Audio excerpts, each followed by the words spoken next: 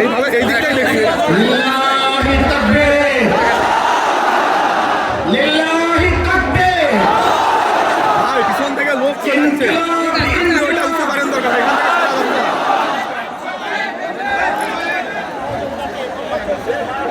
আসন্ন নির্বাচনকে সামনে রেখে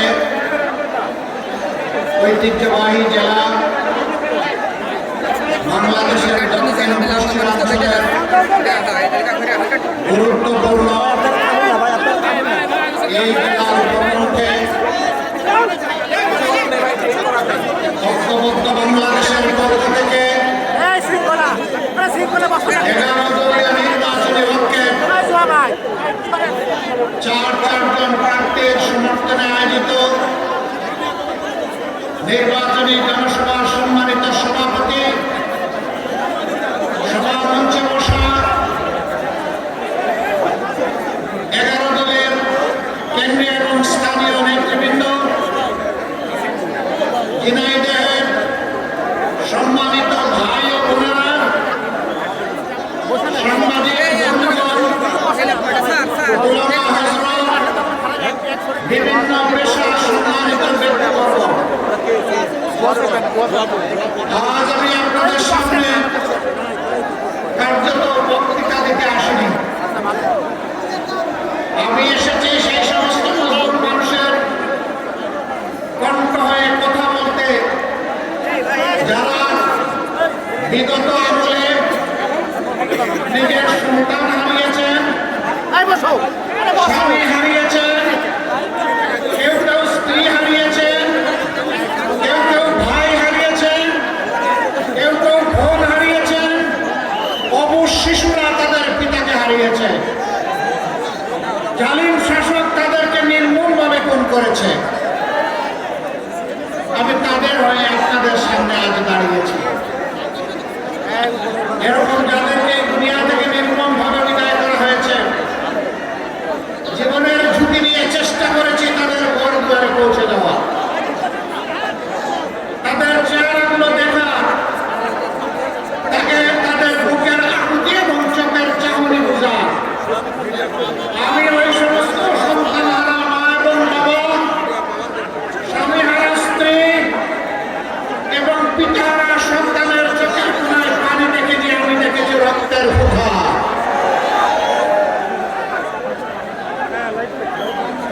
কি অপরাধ ছিল তাদের আপনজনের? অপরাধ একটাই, ফ্যাসিবাদী শাসন। তাদের শাসন ব্যবস্থা কিয়ামত পর্যন্ত সম্ভবত চালানোর আশা করেছিল। এই পথে যাদেরকেই বাধা মনে করেছে, তাদের সাথে এই নির্মম আচরণ করা হয়েছে। সেই কঠিন সময়ে আমি 3-4টে শহীদ পরিবার এই শহরে গিয়েছিলাম। আমি যাওয়ার পরে তাদেরকে বিনা সন্ত্রস্ত অবস্থায় পেয়েছি। একটা শহীদ পরিবার তাদের স্বাভাবিক সৌজন্যতার সাথে আমার সামনে কিছু নাস্তা রেখেছিল। হঠাৎ করে শহীদের পিতা এসে বললেন, আমরা দুঃখিত, আপনি এই নাস্তা আপনারা গ্রহণ করবেন না, এখনই আপনার বের হয়ে যাওয়া দরকার। আমরা আশঙ্কা করছি আপনার কোনো প্রতিসাধন পাওয়া যাবে। আমাদের প্রতিসাধন হোক, আপনার প্রতিসাধন আমরা সহ্য করতে পারবো না। এই ছিল তখনকার অবস্থা। সম্মানিত বন্ধুগণ, আপনারা তো সাংবাদিক কাম পেশাদার, আপনারা একটু বসে, আপনারা না বসলে আপনাদের পিছনের ভাইয়েরা কিছুই দেখতে পাচ্ছেন। আপনারা বসে, শুধু পেশাদার সাংবাদিকরা দাঁড়িয়ে থাকবেন, যারা বসার তারা বসবেন, যারা একান্ত বক্তব্য পালনের জন্য দাঁড়ানোর তারা দাঁড়াবেন। বাকি আপনারা অডিয়েন্স যারা এসেছেন, দর্শক শ্রোতা যারা এসেছেন, মেহরবানি করে আপনারা বসুন। কারণ আপনারা খুব ভালো একটা জায়গার মানুষ, যাদেরকে আমরা সম্মান করি। আপনারা শিক্ষিত, আপনারা ভদ্র,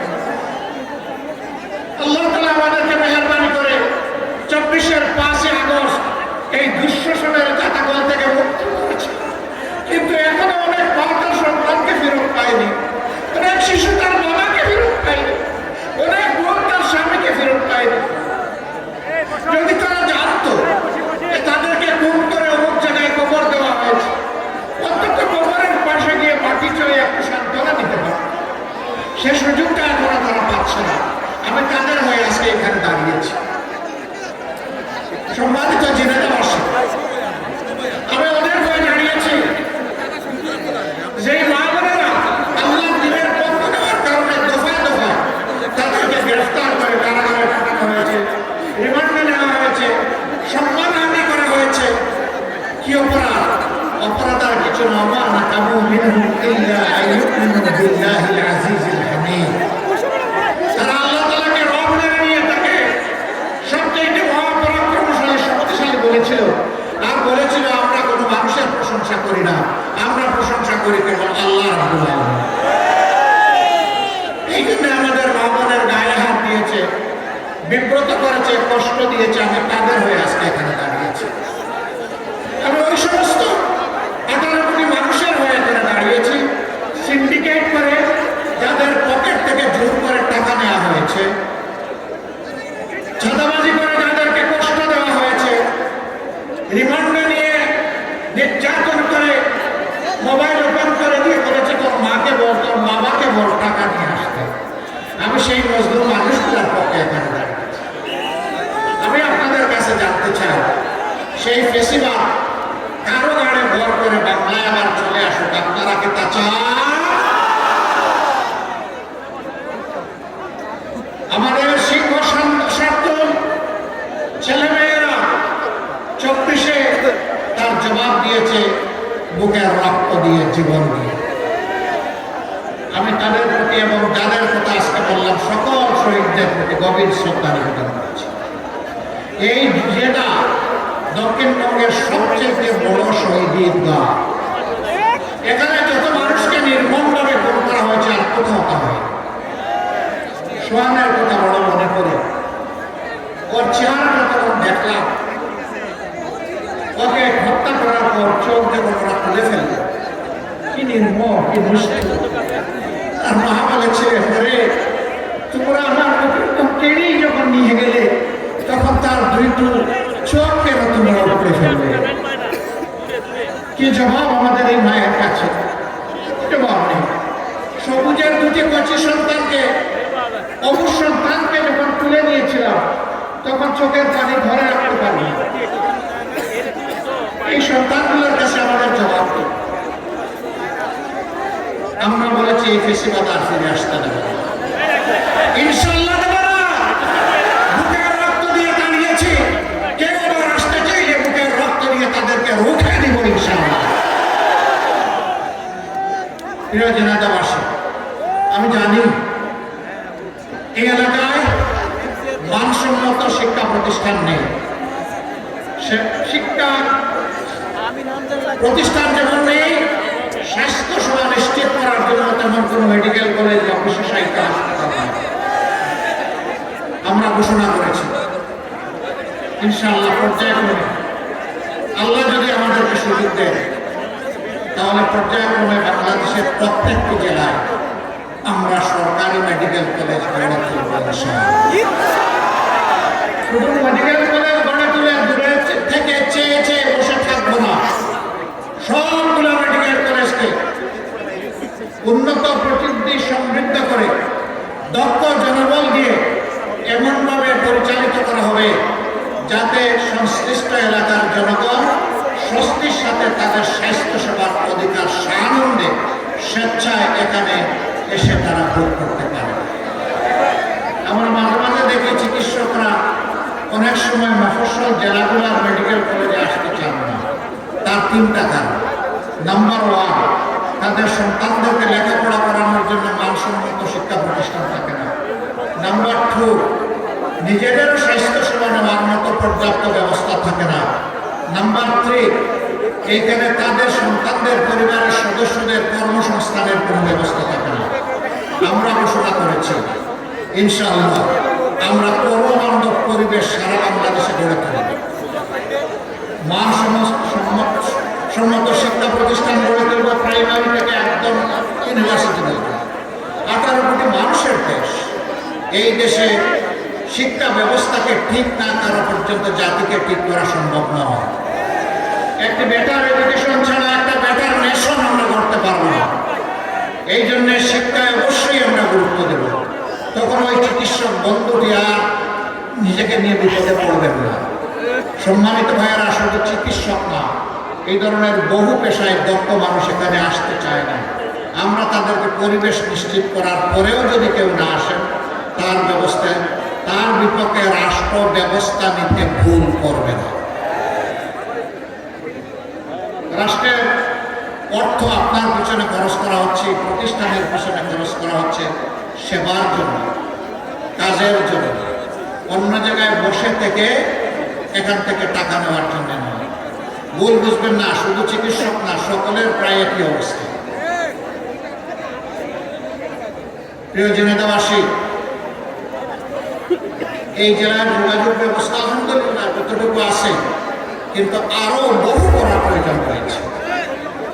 এখান থেকে যদি পাশের জেলা যশোরে যেতে চান, কোনো রোগী নিয়ে হয়তো সেখানে আপনি মুভ করতে চান, সেখানে একটা মেডিকেল কলেজ আছে, আরো উন্নত কিছু চিকিৎসা প্রতিষ্ঠান আছে, স্বাস্থ্যসেবা প্রতিষ্ঠান আছে। রাস্তার এমন বেহাল দশা যে রাস্তায় রোগী অর্ধমৃত অবস্থায় হয়ে যায়। কেন? এই এলাকার কি কোনো মা বাবা নাই? সরকারের কি দুটা চোখ নাই? সরকারের কি ম্যান পাওয়ার নাই? এইখানে কি পিডিপি রোডস অ্যান্ড হাইওয়েজের লোকেরা নাই? তাহলে ভৌত এবং যোগাযোগ অবকাঠামো কেন তৈরি হচ্ছে না, কেন এটাকে রিপেয়ার করা হচ্ছে না? তার একটা মাত্র কারণ, রাষ্ট্রের টাকা চুরি করে, লুটপাট করে রাষ্ট্রের তহবিলকে ধ্বংস করে ফেলা হয়েছে। আমরা আপনাদেরকে কথা দিচ্ছি, আল্লাহ যদি আপনাদের ভোটের সমর্থনে আমাদেরকে সেই জায়গায় পৌঁছায়, যারা আমাদের টাকা চুরি করেছে, জনগণের টাকা চুরি করেছে, ওদের পেটের ভিতরে হাত ঢুকাইয়া সেখান থেকে বের করা হবে ইনশাআল্লাহ। এটা দেশে হোক বিদেশে হোক, এটা বদহস্তি হবে, এটা হজম করতে পারবে না ইনশাআল্লাহ। এটাকে ফেরত এনে রাষ্ট্রীয় কোষাগারে জমা দিয়ে দেশের এবং জনগণের খেদমতে এটাকে ইনশাআল্লাহ ব্যয় করা হবে। যদি চুরি বন্ধ করা যায়, চুরি হওয়া টাকা যদি ফিরিয়ে আনা যায়, আমরা গভীরভাবে আশাবাদী মাত্র 5টা বছর লাগবে, বাংলাদেশের চেহারা পাল্টে যাবে ইনশাআল্লাহ। যারা যুবক বন্ধুরা আছো, তোমাদেরকে বলতে চাই, তোমাদেরকে আমরা কোন বেকার মাথা টাকা দেব না। বেকার ভাতা দিয়ে তোমাদেরকে আমরা অপমানিত করতে চাই না। আমাদের যুবকেরা কারো কাছে বেকার ভাতা চায় না। আমাদের যুবকেরা তাদের দক্ষতার, যোগ্যতার স্বীকৃতি চায়, তারা হাতে হাতে কাজ চায়। আমরা কথা দিচ্ছি, তোমাদের প্রত্যেকের হাতে মর্যাদার কাজ তুলে দেবো ইনশাআল্লাহ। মা বোনদের কথা দিচ্ছি, 24-এ আপনারা জীবন বাজি রেখে ঢাকা সহ সারা বাংলাদেশে আপনাদের সন্তানদের সাথে রাস্তায় এসে লড়াই করেছেন। আমরা আপনাদের কাছে কৃতজ্ঞ এবং বাংলাদেশ আমরা আপনাদের জন্য গড়ে তুলতে চাই। আপনাদের গৃহে, যাতায়াত অবস্থায়, চলাচলে এবং কর্মস্থলে 3 জায়গায় ইনশাআল্লাহ আমরা আপনাদের জন্য শতভাগ নিরাপত্তা এবং মর্যাদা নিশ্চিত করব।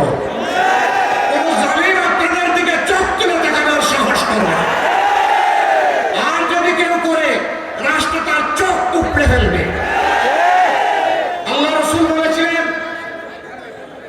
আল্লাহর দেওয়া হেদায়েতের ভিত্তিতে, ও বিশ্ববাসী, আজকে তোমাদেরকে এমন একটি শাসন সমাজ ব্যবস্থা উপহার দিয়ে যাচ্ছে, সারাতে এমনের সেনা থেকে বরকর হাজার পর্যন্ত এই দীর্ঘ রাস্তা একজন তরুণী, তম্বি, যুবতী একাকী রাস্তা অতিক্রম করবে, আল্লাহ ছাড়া আর কাউকে ভয় করবে না। আমরা সেই দেশকেই দেখতে চাই, তার জন্যই আমরা লড়ে যাচ্ছি। মা বোনরা আমাদের ইজ্জতের, আবেগের ঠিকানা। আমরা প্রত্যেকে মা বোনদের গর্ভ থেকে দুনিয়ায় এসেছি। 285 দিন গর্ভে থেকে তাদেরকে কষ্ট দিয়েছি, দুনিয়ায় এসেও কষ্ট দিয়েছি, বুকের দুধ চুষে চুষে খেয়েছি, আর সেই বুকের উপরে পেশাব পায়খানা বমি করেছি। মা শীতে কিংবা গ্রীষ্মে কখনো তার আদরের দুলাল দুলালিকে বিরক্ত হয়ে ছুঁড়ে মারেন নাই, বরঞ্চ উল্টা চুমু দিয়েছে। সেই মায়ের ঋণ পরিশোধ করার কোনো শক্তি আমাদের নেই। আমাদের ওই মায়েদের ইজ্জত দিয়ে যারা টানাটানি করবে, তাদের দিকে যারা অসুরের চোখ দিয়ে তাকাবে, তাদের দিকে যারা হাত বাড়াবে, সেই সবগুলো হাতকে অবশ করে দেওয়া হবে ইনশাআল্লাহ। আমরা যদি মায়ের সন্তান হয়ে থাকি তাহলে মায়েদের পাশে এভাবে আমাদেরকে দাঁড়াতে হবে। যেই জাতি তার মাদেরকে ইজ্জত দিতে জানে, রব্বুল ইজ্জত সেই জাতির ইজ্জতকে বাড়িয়ে দেয়। আর যেই জাতি, যেই দল, যেই গোষ্ঠী মায়েদেরকে ইজ্জত দিতে জানে না, আল্লাহ তাদেরকে অপদস্থ করেন, বেইজ্জত করেন। আমরা এই ধরনের অপতৎপরতায় লিপ্ত যারা, তাদেরকে বলি তোমাদের মাকে সম্মান করতে শিখো, তাহলে সমাজের মাদেরকেও তোমরা সম্মান করতে পারবা। তোমরা যদি সমাজের মাদেরকে সম্মান না করো, আমরা ধরে নেব তোমরা তোমাদের মাকেও সম্মান করো না। প্রয়োজনে দাওয়াসী, আমরা যুদ্ধ ঘোষণা করেছি দুর্নীতির বিরুদ্ধে। আমরা 11টি দল এক হয়েছি দুর্নীতিকে লাল কার্ড দেখানোর জন্য। দুর্নীতি তোমাকে লাল কার্ড। জিনেদার মানুষ শিক্ষিত ভালো, এখানে কিন্তু ছাদা টাদা কেউ নেয় না, আগের চেয়ে কম রেটে নেয়। হ্যাঁ, বিভিন্ন জায়গায় জিজ্ঞেস করেছি, রেট বাড়াই দিস। লজ্জা করে না? মানুষ কেটে কুটে রুজি করতে চায়, আর তোমরা আগে সেই মানুষের উপর চাঁদা চাও। যদি তোমাদের পেটে ক্ষুধা থাকে, তোমাদের জন্য দুইটা সমাধান। একটা হলো ছেড়ে দাও, আল্লাহ আমাদেরকে যে রিজেক্ট দিয়েছে তার থেকে তোমাদেরকে আমরা ন্যায্য অংশ দিয়ে দেব, মিলেমিশে হালাল বুঝে খাবো। এটা যদি পছন্দ না হয়, রাস্তার পাশে গিয়ে ভিক্ষা করো, কিন্তু কারো কাছে চাঁদা চাই। ভিক্ষা করা হারাম নয়, চাঁদা চাওয়া হারাম। হারাম ছেড়ে দাও। এরপরে তোমাদের জন্য সুসংবাদ, আমরা এদেশের যুবকদের হাতে কাজ তুলে দিতে প্রতিশ্রুতিবদ্ধ। তোমরাও এদেশের যুবক, তোমাদেরকে আমরা সম্মানের কাজ তোমাদের হাতে তুলে দেব ইনশাআল্লাহ। সেদিন আমরা মিলেমিশে প্রিয় বাংলাদেশ গড়ব। তাই আমাদের স্লোগান হচ্ছে অনৈক্য নয়, বিভক্তি নয়, ঐক্যবদ্ধ বাংলাদেশ। আপনারা সেই বাংলাদেশের সাথে থাকবেন ইনশাআল্লাহ। সম্মানিত ভাইয়েরা, এইভাবে সমাজের বিভিন্ন জায়গায় যারা দুর্নীতি করেন তাদেরও দুশ্চিন্তার কোনো কারণ নেই। আপনারা দুর্নীতি ছেড়ে দিয়েও ইনশাআল্লাহ ভালো থাকবেন, সম্মানের সাথে বসবাস করবেন। আমরা সেই ব্যবস্থা সমাজ থেকে, রাষ্ট্র থেকে আপনাদেরকে উপহার দেব ইনশাআল্লাহ। আমি আরেকটা কথা বলে একটু সাবধানভাবে উচ্চারণ করতে চাই। শুধু রাজনৈতিক লেবাস করে নয়, অন্য কোনো দায়িত্ব থেকেও যদি কেউ এবার জনগণের বুকের উপর কালো হাত রাখতে চান, সবগুলো আঙ্গুল খুলে ফেলা হবে। এই দুঃসাহস দেখাবেন না। মনে রাখবেন, এই জাতির সন্তানেরা লড়াই করে জীবন দিয়ে, চুপ চুপ রক্ত আর খাড়ি খাড়ি লাশ হয়েও তারা অন্যায়ের কাছে মাথা নত করে নাই। আমরা তাদের রক্তের ঋণ পরিশোধ করতে বাধ্য করি। তারা সমাজ থেকে অবিচার, অন্যায়, দুর্নীতি, বৈষম্য দূর করার জন্য রাস্তায় নেমে বলেছিল উই ওয়ান্ট জাস্টিস। আমরা এই জাস্টিস কায়েম করবো ইনশাআল্লাহ। এই পথে গরম ভাতে মিলাই বেজার। তুমি যদি বেজার হো, মন খারাপ করো, বিড়াল, তোমার জন্য আমার করার কিছু নেই। আমরা এগিয়ে যাবো ইনশাআল্লাহ মুক্তির মঞ্জিলের দিকে। যতক্ষণ পর্যন্ত এই জাতির মুক্তি না হবে, আমাদের লড়াই অব্যাহত থাকবে। সম্মানিত ভাইয়েরা, সম্মানিত যুবকেরা, যুবতীরা, মায়েরা, বোনেরা, 24-এ যেমন লড়াই করেছেন, একটা বিপ্লব করেছেন, 26-এ আরেকটা বিপ্লব করতে হবে। 24-এ বুলেটের সামনে দাঁড়িয়ে বিপ্লব করেছেন, বিজয় ছিনিয়ে এনেছেন।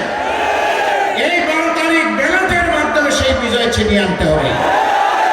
আমরা কোনো দলের বিজয় চাই না, আমরা 18 কোটি মানুষের বিজয় চাই। আমরা 18 কোটি মানুষের মুক্তি চাই। আমরা 18 কোটি মানুষের জীবনে পরিবর্তন চাই। আমরা শান্তিতে, নিরাপদে বাঁচতে চাই। আমরা আমাদের যুবকদের নিয়ে সামনে ঝাঁপ দিতে চাই। এই দেশকে নিয়ে আমরা এগিয়ে যেতে চাই। বিশ্বের দরবারে মাথা উঁচু করে দাঁড়াতে চাই। তার জন্য 11 দলের আজকের এই প্রয়াস। আমরা কথা দিয়েছি, ক্ষমতায় বসে আমরা সম্পদ বাড়াবো না, বাড়াতে দেব না। আমরা সম্পদ বাড়াবো জনগণের নেতাদের না। একজন নেতা হয় 5 বছরে তার সম্পদ হয়ে যায় 500 গুণ। গরিব মানুষ খেতে পারে না, হাড় ভাঙা পরিশ্রম করে কাঁপে, তাদের পয়সাগুলো চুরি করে ওরা 500 গুণ সম্পদ বৃদ্ধি করে। প্রত্যেক বছর জনপ্রতিনিধিরা দায়িত্ব থাকবেন তাদের এবং তাদের পরিবারের সদস্যদের সম্পদের হিসাব দিতে। আপনারা সেই হিসাব আদায় করে নেবেন, ছাড় দিবেন না। আপনার আগে এমন ছিল, এখন এটা হলো কেন? যদি যখন সেই রকম স্বাভাবিক কিছু, আর যদি দেখেন জায়গা আছে, এদের জন্য বুক করা দোয়া করবেন। নদীগুলো মরে গেছে, আপনারা পদ্মার ছোঁয়া পেয়েছেন। নদী মরা মানে মাটি মরা, মাটি মরা মানে আমার মার হাহাকার। আমরা ইনশাআল্লাহ নদী শাসন নয়, নদীকে আমরা ভালোবাসবো ইনশাআল্লাহ। এই নদীকে নাব্যতা ফিরিয়ে দেওয়ার জন্য যা দরকার তাই করা হবে। এর বহুমুখী উপকারিতা রয়েছে, এটা বলার কোনো দরকার নেই, আপনারা ভালো করে বুঝেন। আমরা এই সবগুলো ফিরিয়ে আনবো একে একে, আল্লাহ চাইলে আমাদেরকে শক্তি দিলে।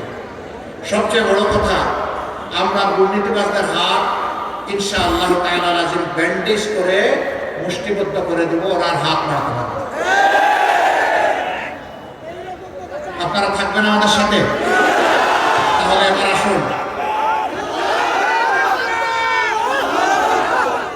একটা কথা আমাকে এখান থেকে স্মরণ করিয়ে দেওয়া হয়েছে, ঝিনাইদহ কোনো রেল লাইনের ছোঁয়া পায়নি। আল্লাহ যদি আমাদেরকে এই দেশ সেবার দায়িত্ব দেন, আমরা কোনো জেলার সাথে সৎ মায়ের সন্তানের আচরণ করব না। যে জেলা যে ব্যাপারে যতটা পিছনে এবং বঞ্চিত, উন্নয়ন প্রথম চলে যাবে ওই ক্ষেত্রে তাদের ঘরে। এটা দেখা হবে না প্রধানমন্ত্রীর বাড়ি কোথায়, প্রেসিডেন্ট মহোদয়ের বাড়ি কোথায়, মন্ত্রী মহোদয়ের বাড়ি কোথায়। এটা দেখা হবে আমাদের বাংলাদেশের ঠিকানাগুলো ঠিক আছে কিনা, আর বঞ্চিত জনপদ তার পাওনা পেয়েছে কিনা। ইনশাআল্লাহ রেল লাইন সহ সবই হবে, শুধু একটা সদিচ্ছার, রাজনৈতিক সদিচ্ছার প্রয়োজন, আর একটা সৎ সরকারের প্রয়োজন। অসৎ সরকার দিয়ে এটা হবে না, চাঁদাবাজ দিয়ে এটা হবে না, দুর্নীতিবাজ দিয়ে এটা হবে না। সম্মানিত ভাইয়েরা, আবার আপনাদের কাছে আমানত রেখে যাচ্ছি আমাদের পক্ষ থেকে 4 জন ভাইকে, যারা আপনাদের হয়ে এই অঞ্চলের প্রতিনিধিত্ব করবেন ইনশাআল্লাহ। আমরা তাদের হাতে এখন ইনসাফের প্রতীক দাঁড়িপাল্লা তুলে দেব একে একে। আমরা তাদেরকে সামনে আসার জন্য আহ্বান জানাচ্ছি।